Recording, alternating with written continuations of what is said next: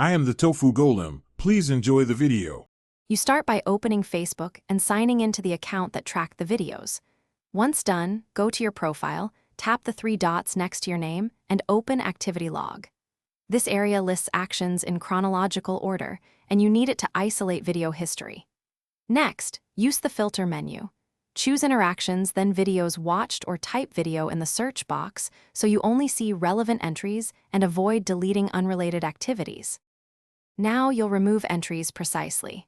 You can delete individual video lines or bulk select multiple items depending on the interface.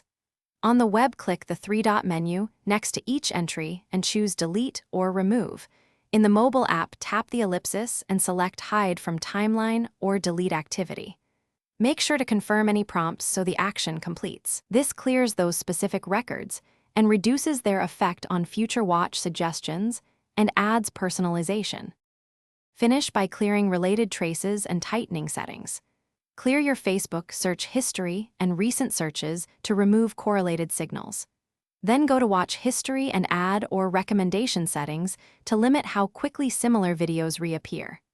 If some entries persist or deletions fail, log out, update the app, or perform the same steps in a desktop browser where controls are more complete. This troubleshooting quickly resolves sync or cache issues and ensures your removal actions stick. Thanks for watching. Consider subscribing if we helped you today.